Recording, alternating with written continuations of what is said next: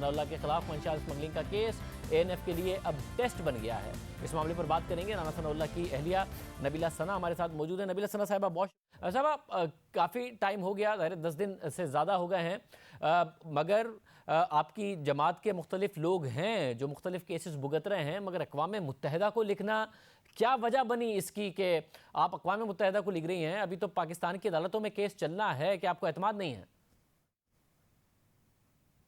بھائی میں نے تو پہلے چیف جسٹس کو نوٹس بھی دیا تھا کہ آپ یہ نوٹس لیں، اس لیے کہ رانا صاحب کی کچھ تو طبیعت ٹھیک نہیں تھی، ان کو میڈیسن وغیرہ دے رہے تھے، اس لیے وہاں پہ ڈاکٹر بندیشہ آتا تھا رات کے ٹائم، تو رانا صاحب نے اس کو بولا تھا کہ مجھے انہوں نے ڈاکٹر نے کہا کہ آپ کو ویکنس ہے، تو انہوں نے کہا کہ آپ کو میتھی کو پال کا انجیکشن لگا دیتے ہیں، جو کہ انہوں نے وہ نہیں لگایا، کچھ اور چیز کا لگایا، اور ساتھ ہی ان کو نیند کی گولیاں دینی شروع کر دی تھی۔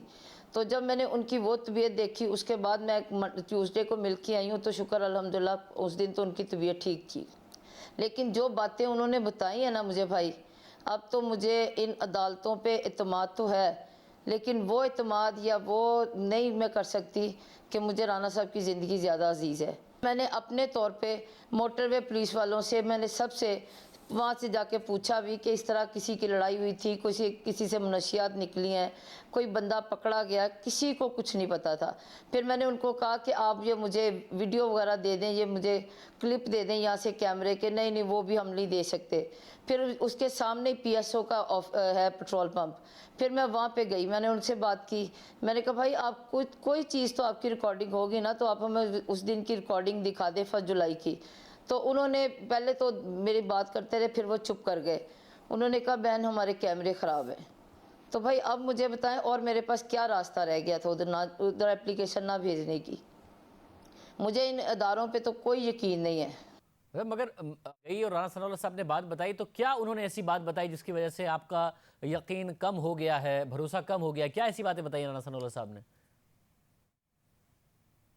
انہوں نے بھائی مجھے یہی کہا کہ وہ جب ہم لوگ راوی ٹول کے پاس پہنچے ہیں نا، ایک راستہ ٹھوکر کی طرف جاتا ہے اور ایک بابو صابو کی طرف جاتا ہے، کہتے ابھی ہم لوگ پیچھے ہی تھے تو ایک دم سے 15-16 ڈالے آ کے انہوں نے روکے ہیں گاڑی کے، کہتے میں سویا ہوا تھا، مجھے نہیں پتا، گن مین نے اور ڈرائیور کو مجھے ایسے لگا کہ جیسے وہ کوئی بات کر رہے ہیں یا لڑ رہے ہیں، تو کہتے انہوں نے ان دونوں کو پکڑ کے پیچھے لے گئے ہیں۔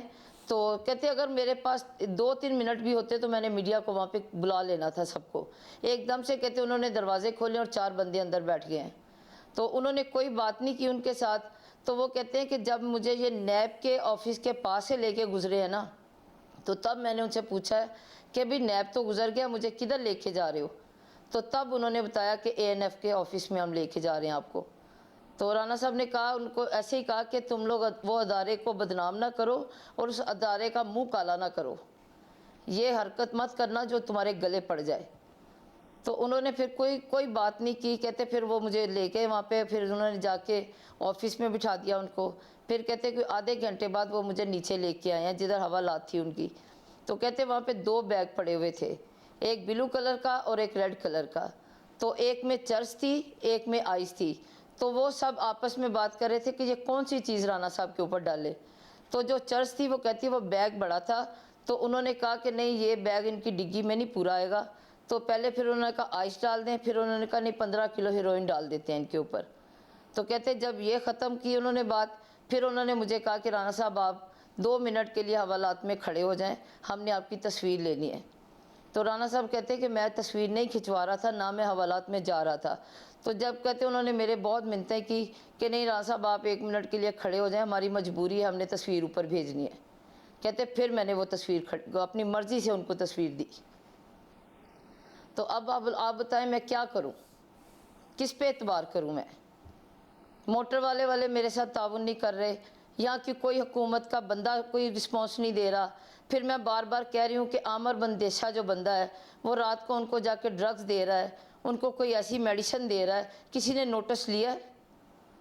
میں نے رانا صاحب کی جان عزیز ہے، میں نے جان تو نہیں دلوانی ان لوگوں کے ہاتھوں میں۔